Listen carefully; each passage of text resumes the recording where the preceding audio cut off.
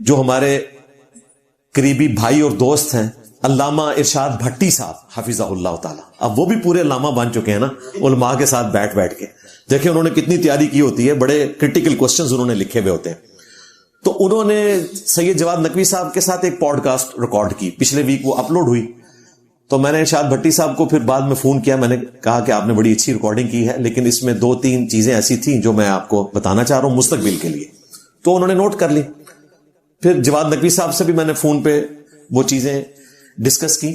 وہ 2 کلیریفیکیشن ہے جو میں ڈسکس کرنا چاہ رہا ہوں، چونکہ ایک اہل تشیع مکتب کے حوالے سے چیز ہائی لائٹ ہوئی ہے اور اس میں اہل سنت کی بھی اکا دکا چیزوں کا ذکر ہوا، تو میں ان کو ڈسکس کر لوں کہ یہ بات اس طریقے سے نہیں جس طرح وہاں پہ سمجھی گئی.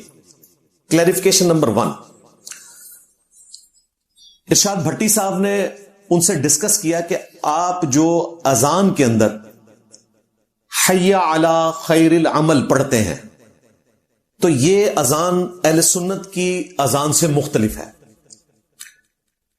تو پھر میں نے بھٹی صاحب کو اس پہ کلیئر کیا اور ایون جواد نقوی صاحب کو بھی میں نے بتایا کہ یہ جو حی علی خیر العمل کے الفاظ ہیں یہ اہل سنت کے ہاں بھی پائے جاتے ہیں. سنن الکبری البیہقی کے اندر، المصنف ابن ابی شیبہ کے اندر اور المصنف عبد الرزاق کے اندر. تینوں کتابوں میں جہاں صحابہ اکرام کے اقوال اور اعمال تفصیل کے ساتھ بیان ہوئے ہیں، باقاعدہ چیپٹر موجود ہے کہ اذان میں حی علی خیر العمل کہنا. ہم تو کہتے ہیں حی علی الصلاۃ، حی علی الفلاح، آؤ نماز کی طرف، آؤ فلاح کی طرف. اس کے بعد یہ بھی کہا جا سکتا ہے 2 دفعہ حی علی خیر العمل، آؤ سب سے بہترین عمل کی طرف. سیدنا عبداللہ ابن عمر رضی اللہ تعالی عنہما سے ثابت ہے کہ وہ اذان میں کبھی کبھار یہ الفاظ بھی کہلوایا کرتے تھے. اسی طریقے سے امام زین العابدین جو سیدنا حسین ابن علی کے بیٹے ہیں، ان سے بھی روایت نقل کی ہے امام بیہقی نے کہ وہ بھی حی علی خیر العمل کہلوایا کرتے تھے اذان کے اندر. اور ظاہر اس میں کوئی معیوب بات نہیں ہے، نہ اس میں کوئی ایسی چیز ہے جس کی وجہ سے کوئی اختلاف پیدا ہو. تو یہ میں نے بھٹی صاحب کو بھی کلیئر کیا اور جواد نقوی صاحب کو بھی کہ یہ کوئی بون آف کنٹینشن نہیں ہے اہل سنت اور اہل تشیع کے درمیان. البتہ جو دوسری بات انہوں نے ڈسکس کی کہ آپ اذان کے اندر اشہد ان علی ولی اللہ یہ پڑھتے ہیں، تو اس کے جواب میں سید جواد نقوی صاحب نے کہا کہ یہ ہماری اذان کا حصہ نہیں ہے. اذان ہو، نماز ہو، شہادتیں آپ نے 2 ہی دینی ہیں، اشہد ان لا الہ الا اللہ اور اشہد ان محمد رسول اللہ. اذان میں محمد در رسول اللہ پڑھتے ہیں کیونکہ ان آیا ہے اور کلمے میں محمد الرسول اللہ ہوتا ہے. تو انہوں نے کہا یہ اصل اذان یہی ہے. پھر بھٹی صاحب نے اچھا سوال کیا کہ یہ جو آپ نے مولا علی علیہ السلام کا ذکر اس میں شامل کیا ہے تو کیا یہ ذکر خلفائے راشدین کے دور میں ہوتا تھا، خود مولا علی کے دور میں ہوتا تھا، یا ائمہ اہل بیت اذان میں یہ کہلوایا کرتے تھے؟ تو انہوں نے کہا کہ ایسا نہیں تھا، یہ اجتہاداً کیا جاتا ہے. اب مجھے بتائیں جو چیز اجتہاد کے طور پر اذان میں داخل کی جائے وہ اذان کا حصہ کیسے بن سکتی ہے؟ ہمارے نزدیک تو اجتہاد وہاں ہوتا ہے جہاں قرآن و سنت اویلیبل نہ ہو. جب قرآن و سنت موجود ہے، اجماع امت موجود ہے، اس کے ہوتے ہوئے اجتہاد داخل کرنے کی ضرورت ہی کوئی نہیں ہے. اور اگر بالفرض آپ اسے اجتہاد سمجھتے ہیں تو کبھی کبھار کہہ لیا کریں اور کبھی کبھار نہ کہا کریں تاکہ معاملہ یونٹی کی طرف آئے. اس کے جواب میں جو سید جواد نقوی صاحب نے ایک چیز ہائی لائٹ کی کہ اہل سنت بھی تو فجر کی اذان میں الصلاۃ خیر من النوم کہتے ہیں، یہ تو نبی علیہ السلام نے تعلیم نہیں فرمایا ہوا، تو آپ لوگ کیوں اذان میں ایسا کہتے ہیں؟ جس طرح آپ اس طرح کا اجتہاد کر رہے ہیں تو ہم بھی کر لیتے ہیں. تو اس پہ میں نے ارشاد بھٹی صاحب کو بھی کلیئر کیا اور جواد نقوی صاحب کو بھی کلیئر کیا کہ یہ غلط العام مشہور ہے اور اس میں ظاہر اہل سنت کے علماء کا قصور ہے، کیونکہ بریلوی علماء نے بالخصوص اور دیوبندی علماء نے بالعموم اپنی بدعتوں کو جائز قرار دینے کے لیے سیدنا عمر کے متھے یہ چیز مار دی کہ انہوں نے اپنے دور خلافت میں الصلاۃ خیر من النوم اذان میں شروع کروا دیا تھا. نعوذ باللہ من ذالک. خلفائے راشدین کس طرح سنت سے ہٹ کے کوئی عمل کر سکتے تھے؟ یہ بالکل بے سند روایت ہے. الموطا امام مالک میں امام مالک نے اس کی کوئی سند بیان نہیں کی. انہوں نے کہا کہ میرے تک ایسی کوئی بات پہنچی ہے, دیٹس آل. وہی جو ہم آج کل بھی کہتے ہیں سن سنا کے سننی ٹنی, بے سند روایت. جبکہ سنن نبی داؤد کے اندر, سنن نسائی کے اندر جو مین سٹریم کی ہماری کتابیں ہیں, خود مرفوعاً نبی صلی اللہ علیہ وآلہ وسلم سے ثابت ہے کہ آپ جب اذان تعلیم فرماتے تھے تو صحابہ کرام سے کہتے تھے کہ اگر فجر کی اذان ہو تو الصلاۃ خیر من النوم کہا کرو. 2 دفعہ اندازہ کریں.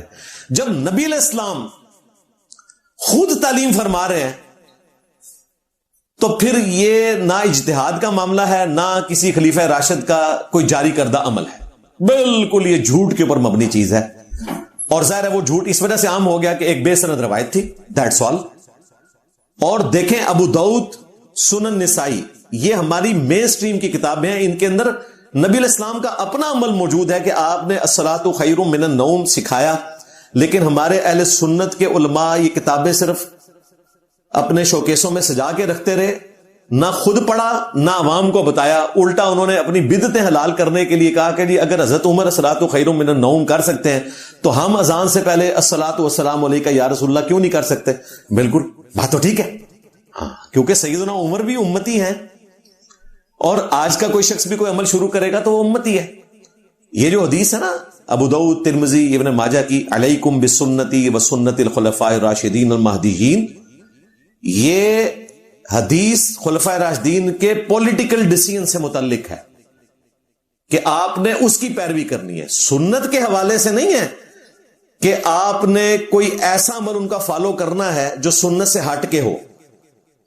پولیٹیکل ڈیسیژن, اور وہ بھی قرآن و سنت کے دائرے کے اندر اندر.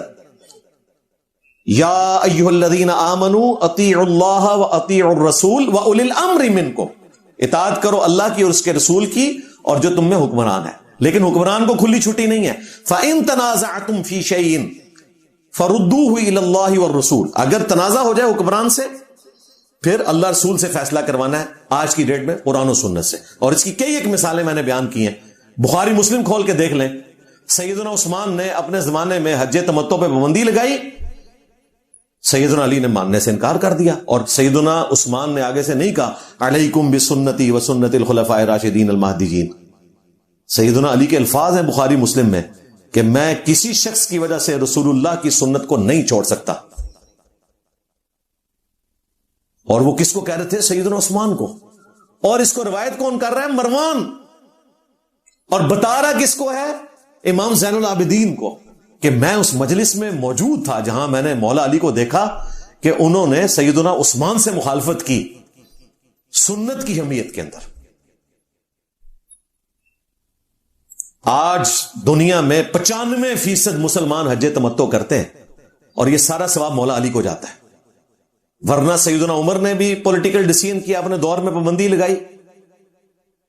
صحیح مسلم میں آتا ہے. اور صحابہ کرام سخت ناراض تھے اس حوالے سے. بڑے سخت کامنٹس مسلم شریف میں موجود ہیں کہ کوئی آسمان سے وہی نازل نہیں ہوئی, اس شخص نے یہ ڈیسیژن کیا. آپ دیکھیں صحابہ کرام خلفائے راشدین کے بھی کسی ایسے ڈیسیژن کو جو سنت سے ہٹ کے ہو ایکسپٹ نہیں کرتے تھے. اور جامعہ ترمذی میں تو عبداللہ ابن عمر سے ایک بندہ آ کے پوچھتا ہے کہ حج تمتع کے بارے میں آپ کا کیا خیال ہے؟ انہوں نے کہا سنت ہے. پہلے اس نے منوا لیا, میری طرح نا, جسے میں پہلے منوا لیتا ہوں کہ تھانوی رسول اللہ کے بارے میں کیا خیال ہے, تو بریلوی کہتے ہیں جی یہ تو گستاخی ہے, نال ہی میں چشتی رسول اللہ سٹ دینا. یہی کام کیتا انہیں شامی نے. انہیں پہلے حضرت ابن عمر کو منوایا, انہوں نے کہا یہ تو سنت ہے حج تمتع. پھر ساتھ ہی اس نے کہا آپ کے والد تو منع کرتے تھے اس سے, حضرت عمر. اللہ اکبر. لیکن وہ عمر کا بیٹا تھا اور نبی کا صحابی تھا عبداللہ ابن عمر.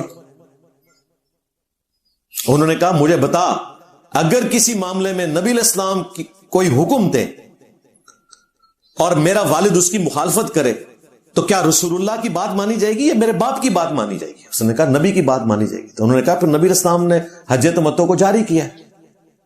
بلکہ مشرکین عرب تو حج تمتع کرنے کو گناہ سمجھتے تھے کہ ایک ہی سفر میں آپ حج اور عمرہ کو جمع کریں، اور نبی الاسلام نے یہ جاہلیت کی رسم توڑی. بخاری مسلم کے الفاظ ہیں، آپ نے فرمایا قیامت تک کے لیے اب حج اور عمرہ اس طرح داخل ہو گئے، اپنی انگلیاں یوں داخل کی، اب کوئی اس کو الگ نہیں کر سکتا. حج تمتع قیامت تک جاری رہے گا. دیکھ لیں دو خلفاء سیدنا عثمان اور سیدنا عمر کتنے تگڑے بندے ہیں. انہوں نے بھی پولیٹیکلی ڈیسیژن لیا، وہ جس وجہ سے لیا وہ ان کا اور ان کے رب کا معاملہ ہے. ان کے ڈیسیژن کے باوجود امت نے ان کے اس فیصلے کو قبول نہیں کیا. اور میں نے بتایا کریڈٹ جاتا ہے سیدنا علی کو، انہوں نے اپنے دور خلافت کے اندر اس کو ایسا اسٹیبلش کیا. بعد میں حضرت معاویہ نے بھی کوشش کی حج تمتع کو بند کروانے کی، لیکن امت نے ایکسپٹ نہیں کیا.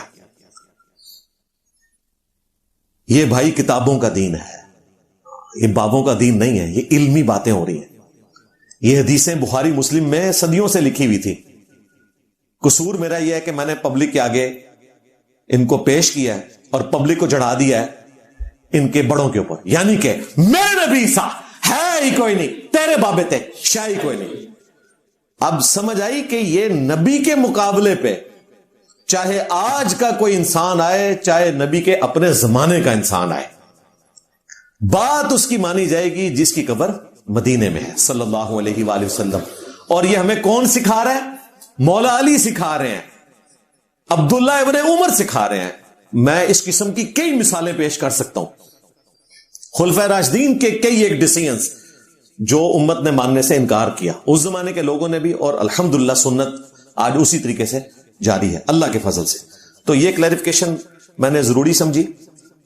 اس حوالے سے الصلاۃ خیر من النوم سے بات شروع ہوئی تھی، بات کہاں سے کہاں نکل گئی.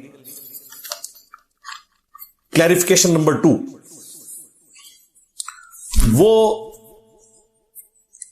ماتم کے حوالے سے سید جواد نقوی صاحب نے دلیل کے طور پر، حالانکہ ان کی فیلڈ نہیں ہے، وہ انٹرنیشنل پالیٹکس پہ بولتے ہیں، بہرحال چونکہ بھٹی صاحب نے سوال رکھ دیا تھا تو انہیں جواب دینا پڑا. جواد نقوی صاحب کو میں نے کہا آپ اس طرح کے سوالات نہ انٹرٹین کیا کریں. وہ کہتے ہیں میں نے بھٹی صاحب کو بتایا تھا کہ آپ نے اس قسم کے سوال نہیں کرنے، مجھ سے انٹرنیشنل پالیٹکس ڈسکس کریں. بہرحال انہوں نے کر دیا تو مجھے مجبوراً جواب دینا پڑا. تو اس میں انہوں نے ایک بات کی جو میں یہ سمجھتا ہوں کلیئر کرنا ضروری ہے. سیدنا حمزہ بن عبد المطلب رضی اللہ تعالیٰ عنہ علیہ السلام کے حوالے سے غزوہ احد میں جب ان کی شہادت ہوئی تو نبی علیہ السلام نے ان کی شہادت کے اوپر نوحہ کرنے کا حکم دیا تھا صحابہ کرام کو. یہ بات بالکل درست ہے، لیکن یہ اس وقت کی بات ہے جب نبی علیہ السلام نے اس کو حرام نہیں فرمایا تھا.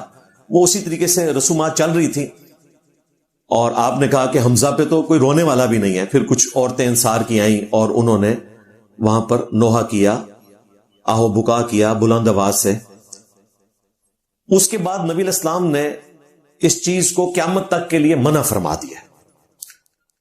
جو حدیث پیش کی جواد نقوی صاحب نے، وہ حدیث بخاری اور مسلم دونوں میں موجود ہے کہ جب نبی علیہ السلام کے بیٹے ابراہیم کی وفات ہوئی، جو سیدہ ماریہ قبطیہ سے پیدا ہوئے تھے سلام اللہ علیہا، تو وہ شیر خوارگی کی عمر میں فوت ہوئے، آخری سانس لے رہے تھے. بخاری مسلم کے الفاظ ہیں، نبی علیہ السلام نے ان کو اپنی گود میں اٹھایا ہوا ہے اور ان کا سانس اکھڑ رہا ہے. نبی علیہ السلام کی مبارک آنکھوں سے مسلسل آنسو جاری ہیں اور نبی علیہ السلام کہتے ہیں ابراہیم تیری جدائی پہ دل غمگین ہے لیکن ہم اللہ کی رضا پر راضی ہیں.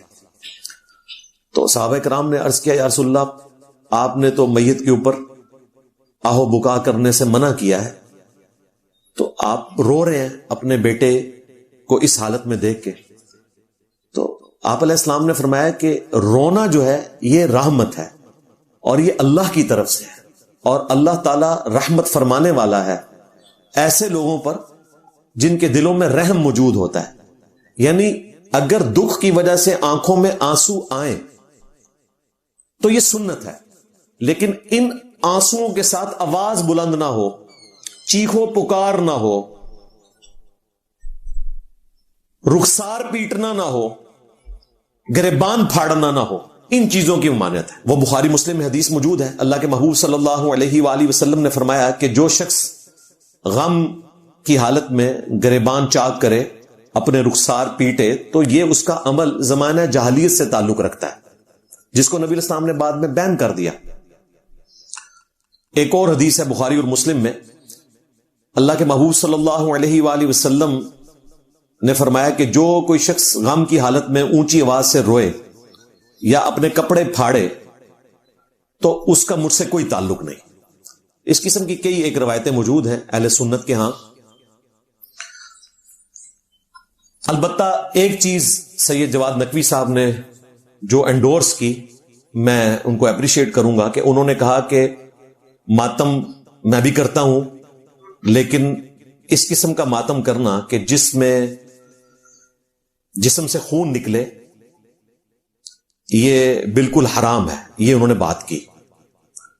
اور ساتھ ہی ساتھ انہوں نے جو ماتم کرتے ہوئے چھریاں ماری جاتی ہیں، زنجیر زنی ہوتی ہے، اور آگ پر ماتم، گولی کا ماتم، کوئلوں کے اوپر ماتم، یہ انہوں نے کہا یہ بالکل غلط ہے، اس کو ہم انڈورس نہیں کرتے۔ اور کوئی ایسا ماتم جس میں اپنے آپ کو نقصان پہنچایا جائے، تو یہ بڑی اچھی بات ہے، میں اپریشیٹ کروں گا۔ اور اس میں ویلیو ایڈیشن کے لیے آپ کو مولا علی رضی اللہ تعالیٰ عنہ وعلیہ السلام کا ایک خطبہ جو نبی الاسلام کی میت پہ انہوں نے دیا جب آپ علیہ السلام کو غسل دے رہے تھے اور کفن پہنا رہے تھے، اس موقع پہ مولا علی کا ایک خطبہ نقل ہوا ہے اہل تشیع کے ہاں نہج البلاغہ کے اندر۔ میں نے کافی ساری ویڈیوز میں اسے کور کیا ہے، لیکن آج موقع ہے کہ میں اس کو دوبارہ سے کور کروں، خصوصاً اپنے اہل تشیع مکتب سے تعلق رکھنے والے بھائیوں اور بہنوں کے لیے۔ یہ خطبہ نمبر ہے 232 نہج البلاغہ میں۔ رسول اللہ صلی اللہ علیہ وآلہ وسلم کو غسل اور کفن دیتے وقت مولا علی نے فرمایا، یا رسول اللہ، میرے ماں باپ آپ پر قربان ہو، آپ صلی اللہ علیہ وآلہ وسلم کہ دنیا سے تشریف لے جانے سے نبوت، خدائی احکام اور آسمانی خبروں کا سلسلہ قطع ہو گیا، جو کسی اور نبی کے انتقال سے قطع نہیں ہوا تھا۔ دیکھیں، آخری درجے میں ختم نبوت کو مولا علی نے بیان کیا ہے کہ نبی علیہ السلام کے دنیا سے تشریف لے جانے سے کیا ہوا ہے؟ نبوت ختم ہو گئی، خدائی احکام اب آسمان سے نازل نہیں ہوں گے، آسمانی خبروں کا سلسلہ ختم ہو گیا، اور یہ وہ عمل ہے جو کسی اور نبی کے دنیا سے جانے کی وجہ سے نہیں ہوا تھا، کیونکہ نبی علیہ السلام آخری پیغمبر ہے، اب کسی پیغمبر نے نہیں آنا۔ آپ صلی اللہ علیہ وآلہ وسلم نے اس مصیبت میں اپنے اہل البیت کو مخصوص کیا، یہاں تک کہ آپ نے دوسروں کے غموں سے تسلی دے دی۔ وہ کہتے ہیں یا رسول اللہ، آپ کے جانے کا غم اتنا بڑا ہے کہ اب ہمارے لیے کوئی اور غم نہیں ہے جو آپ کے دنیا سے جانے سے ہمیں تکلیف ہوئی ہے، دکھ پہنچا ہے۔ اور اس غم کو عام بھی کر دیا کہ سب لوگ آپ کے سوگ میں برابر کے شریک ہیں۔ اگر آپ صلی اللہ علیہ وآلہ وسلم نے ہمیں صبر کا حکم اور نالہ و فریاد سے روکا نہ ہوتا، دو چیزیں، صبر کا حکم اور اونچی آواز سے رونے سے منع نہ کیا ہوتا، تو ہم آپ کے غم میں آنسوؤں کا ذخیرہ ختم کر دیتے۔ اب دیکھیں، مولا علی خود بتا رہے ہیں کہ نبی علیہ السلام نے اونچی آواز سے رونے پر پابندی لگائی ہے۔ اگر رسول اللہ صلی اللہ علیہ وآلہ وسلم کی وفات کے موقع پر یہ کچھ نہیں کیا جا سکتا، تو باقی تو کسی اور ہستی کی کیا ویلیو ہے رسول اللہ کے مقابلے پر صلی اللہ علیہ وآلہ وسلم۔ اس کے بعد فرماتے ہیں، اور یہ درد، یہ غم اور حزن ہمارا ساتھ نہ چھوڑتا، پھر بھی یہ گریہ اور بکا اور حزن آپ کی مصیبت کے مقابلے میں کم ہوتا، لیکن موت ایسی چیز ہے کہ جس کا پلٹانا اختیار میں نہیں، سوائے شیخ عبد القادر جیلانی کے۔ میرے نبی سا ہے ہی کوئی نہیں، تیرے بابے تے شاہ ہی کوئی نہیں، مولا علی سا ہے ہی کوئی نہیں، تیرے بابے تے شاہ ہی کوئی نہیں۔ مولا علی کہہ رہے ہیں کہ موت کو کوئی نہیں پلٹا سکتا، وہ کہتے ہیں چھڑ دو بچ عبد القادر جیلانی پہ آ گیا جائے۔ اسرائیل کو روح کھولی انہیں. توبہ توبہ توبہ. میں نال چونڈی وڈاں گا تو بلکہ چک بھی ماراں گا, مدنی چک.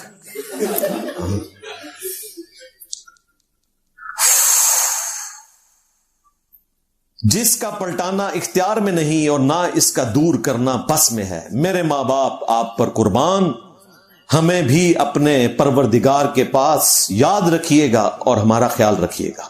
اللہ تعالیٰ رسول اللہ صلی اللہ علیہ وآلہ وسلم کی دعاؤں کی برکات پوری امت کو نصیب فرمائے, آمین. یہ سیم چیز صحیح مسلم میں ایک دوسرے انداز میں رپورٹ ہوئی ہے, اس کو میں بعد میں ایڈریس کرتا ہوں.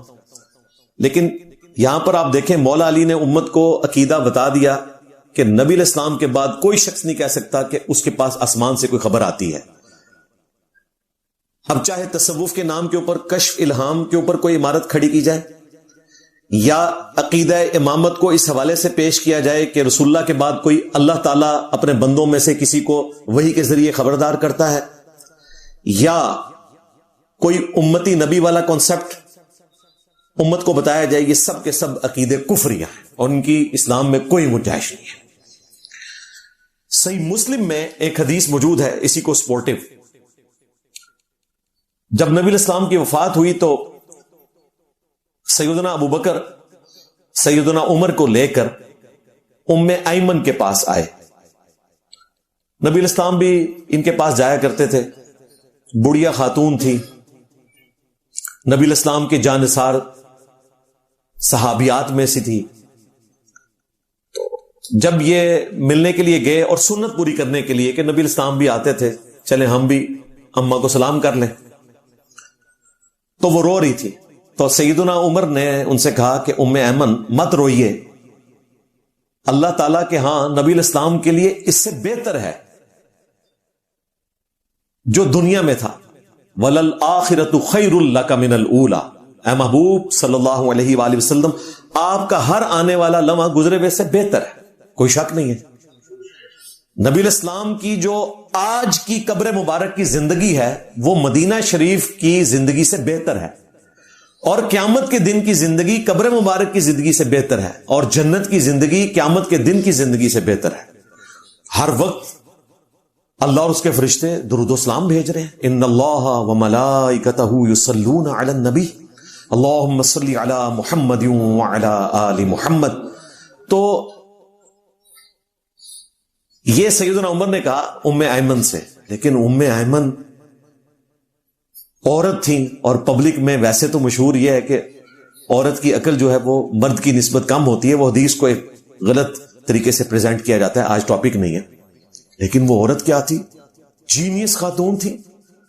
اس نے سیدنا عمر کو ایسا جواب دیا, اس نے کہا کہ عمر میں اس وجہ سے نہیں رو رہی, مجھے پتا ہے کہ نبی علیہ السلام بہتر جگہ پہ چلے گئے, میں صرف اس لیے رو رہی ہوں کہ رسول اللہ کے جانے کے بعد آسمان کا رشتہ زمین سے منقطع ہو گیا. اب قیامت تک اللہ تعالیٰ ہمیں کبھی بھی گائیڈ نہیں کرے گا. اللہ نے جو بتانا تھا اپنے نبی کے ذریعے بتا دیا, اب ہم اپنے فیصلے خود کریں گے. پہلے تو ہمیں اگر کوئی غلط فیصلہ ہوتا تھا تو اللہ تعالیٰ کی طرف سے پیغمبر کے ذریعے, وحی کے ذریعے اللہ تعالیٰ گائیڈ فرما دیتا تھا, لیکن اب آسمان کا رشتہ زمین سے قیامت تک کے لیے منقطع ہو گیا. جب یہ بات کی تو حضرت ابو بکر اور عمر جو سمجھانے کے لیے آئے تھے, انہوں نے خود رونا شروع کر دیا ام ایمن کی بات کے اوپر, کہ ام ایمن کا دماغ وہاں پر گیا جہاں سیدنا ابو بکر اور عمر کا دماغ نہیں گیا تھا. یہ نبی علیہ السلام کی تربیت تھی. دیکھیں جی, امت کے ٹاپ کے لوگ ایک عورت سے بھی سیکھ رہے ہیں. یہاں پہ آپ کسی عالم کی غلطی نکال دیں, اسے گائیڈ کرنے کی کوشش کریں تو کہتا ہے جی آپ کو مفتی صاحب سے بات کرنے کی تمیز ہی نہیں ہے. آپ نے مفتی صاحب کی گستاخی کر دی ہے. آپ ذرا کمرے میں تشریف لیں, ہاں تقریراں کرتے جائے باہر, ہاں تو جدو کوئی اعتراض کرے تو انہوں کمرے بلا دینا اکرام مسلم کرنے کے لیے. ہاں یعنی کہ تھینک دیو, تھینک یو نہیں, تھینک دیو. اس لیے میں نے منع کیا کہ علماء کے ساتھ آپ نے کمرے میں نہیں کبھی بھی جانا, یہ غلطی آپ نے نہیں کرنی. علمی طریقے سے ان کو تقریراں باہر کر دو, جواب ہی باہر دیا کرو, چیزیں دے. تو اہل تشیع کے لیے میں نے اسپیسیفکلی یہ چیز بیان کر دی. مولا علی کا جو خطبہ ہے نبی الاسلام کی میت کے اوپر. چلیں راہ چلتے ہوئے میں سید علی خامنائی صاحب کہ وہ 3 فتوے دوبارہ سے ذکر کر دوں جو میں نے کئی ایک ویڈیوز میں ذکر کیے ہیں, چونکہ ان میں ایک فتویٰ اس سے متعلق بھی ہے. پہلا ان کا مشہور فتویٰ, جب چند غالی رافضیوں کی طرف سے سیدہ عائشہ کی توہین کی گئی سلام اللہ علیہا, تو خامنائی صاحب نے فتویٰ دیا کہ امہات المومنین کی توہین کرنا حرام ہے. اور اس پہ تر رہا یہ کہ انہوں نے کہا کہ جو ہستیاں اہل سنت کے ہاں مقدسات کا درجہ رکھتی ہیں, چاہے خلفائے راشدین ہو یا امہات المومنین, ان میں سے کسی کی توہین کرنا حرام ہے. امہات المومنین تو ظاہر ہے مسلمانوں کے لیے ایک کامن فیکٹر ہے. النبی اولا بالمؤمنین من انفسہم وازواجہ امہاتہم, نبی مومنین کی جانوں پر ان سے بڑھ کر حق رکھتے ہیں, اور نبی کی بیویاں امت کی مائیں ہیں. اس میں تو کوئی دوسری رائے نہیں ہے, کیونکہ یاسر الحبیب ایک غالی رافضی ہے جو امام خمینی کو بھی نعوذ باللہ کافر کہتا تھا, اور خامنائی صاحب کو بھی, اور ہمارے بھولے بھالے وہابی حضرات اس کی ویڈیوز چلا چلا کے تو بتا رہے ہوتے ہیں دیکھو جی شیعہ کتنی گستاخیاں کرتے ہیں, اور وہ تو شیعہ کو بھی کافر سمجھتا ہے کہ جی سیدہ عائشہ کی وفات کے دن وہ کیک کاٹ رہا ہے, نعوذ باللہ وہ اس قسم کے سلوگن بیان کر رہا ہے جس میں توہین آتی ہے. ان کا اہل تشیع سے کیا تعلق, جبکہ خامنائی صاحب نے فتویٰ دے دیا. دوسرا فتویٰ دیا خامنائی صاحب نے کہ اہل سنت کے ائمہ کے پیچھے نماز پڑھیں, امت کی جمعیت سے الگ نہ ہو. ایون اگر اہل سنت آپ کو ہاتھ باندھ کر نماز پڑھنے پر مجبور کریں تب بھی ان کے پیچھے نماز درست ہے, خواہ امام کعبہ ہو یا کوئی اور اہل سنت کا امام. حالانکہ اہل تشیع کے ہاں مشہور جو بات ہے وہ یہی ہے کہ ہاتھ باندھنے سے نماز باطل ہو جاتی ہے, جس طرح سنیوں میں مشہور ہوا ہے کہ ہاتھ چھوڑنے سے نماز باطل ہو جاتی ہے. حالانکہ اہل سنت کے ہاں ہاتھ باندھنے کی روایتیں بھی ہیں, ہاتھ چھوڑنے کی بھی, دونوں طریقے سنت ہیں. بلکہ وہ ہمارے انور بٹ صاحب نے اس دن بڑی اچھی بات کی, ان کو کسی غالی دیوبندی نے کہا کہ جی شیعہ جو ہے نا انہوں نے اسرائیل کو صحیح جواب دیا, یعنی ایران نے. تو انہوں نے کہا ہاں جواب تو دینا تھا نا, آپ لوگ ہاتھ باندھ کے نماز پڑھتے ہو اور شیعہ کے تو ہاتھ کھلے ہوئے ہیں, جس کے ہاتھ کھلے ہوئے ہیں وہی ہاتھ اٹھائے گا نا, ہاتھ باندھنے والے تو ایسے کر کے کھڑے ہوں گے لو سامو, یہ چٹکلے کے طور پہ. ان کا بھی دین اسی طریقے سے چل رہا ہے نا, کبھی کوئی مثال دے دی کبھی کوئی مثال دے دی, تو پھر ٹھیک ہے ادھر سے بھی مثالیں سنبھالیں آپ. ہاں تو ہاتھ باندھنا ہاتھ چھوڑنا دونوں سنت سے ثابت ہے. لیکن خامنائی صاحب نے اہل تشیع علماء کے خلاف جاتے ہوئے فتویٰ دیا کہ اہل سنت کے ائمہ کے پیچھے نماز بالکل درست ہے, چاہے وہ ہاتھ باندھنے پر بھی مجبور کرے. اس لیے آپ دیکھیں گے سعودی عرب میں آپ کو شیعہ تو امام کعبہ کے پیچھے نماز پڑھتے ہوئے نظر آئیں گے, بریلوی نہیں نظر آئیں گے. سختی کا لیول دیکھیں ان کا, بلکہ وہ تو مسلمان ہی نہیں سمجھتے. ہاں جی, مدینے کے کانٹوں سے پیار, مدینے کے پھولوں سے پیار, مدینے کی مٹی سے پیار, اور جو مسجد نبوی کا امام ہے مصلی رسول کے اوپر کھڑا ہے اے جی گستاخ رسول ہے تے کافر ہے. ہاں اے نجدی ہے. یہ دوہرا معیار آپ نے دیکھا. تو وقتاً فوقتاً میں ان چیزوں کو ہائی لائٹ کرتا رہتا ہوں. تیسرا فتویٰ دیا خامنائی صاحب نے جب ان سے پوچھا گیا کہ یہ آگ پر ماتم اور گولی مار کے ماتم کرنا اور چھریوں کا ماتم کرنا, اپنے جسم کو نقصان پہنچانا, تو کیا اس طریقے سے ماتم کرنا درست ہے؟ تو انہوں نے کہا یہ ساری بدعات ہیں اور اسلام کی بدنامی کا باعث ہے, جس میں آپ اپنے جسم سے خون نکالیں, اپنے آپ کو نقصان پہنچائیں. یہ ٹیبوز ہیں. یہ 3 فتوے ان کے زبردست ہیں, اردو میں بھی پرنٹ ہو چکے ہوئے ہیں, ان کی اپنی سائٹس کے اوپر بھی رکھے ہوئے ہیں. انشاءاللہ تعالی ہم اپنی ویڈیو میں ریفرنس کے طور پہ لگا بھی دیں گے, اور دیکھیں اس کی وجہ سے کتنی تبدیلی آ رہی ہے. یہ کام تھا کرنے کا. یہاں پہ کیا کام ہوتا رہا کہ یہاں پہ لوگ بس شیعہ کافر کے نعرے لگاتے رہے, بجائے اس کے کہ لوگوں کی اصلاح کرتے دوسری طرف چل پڑے.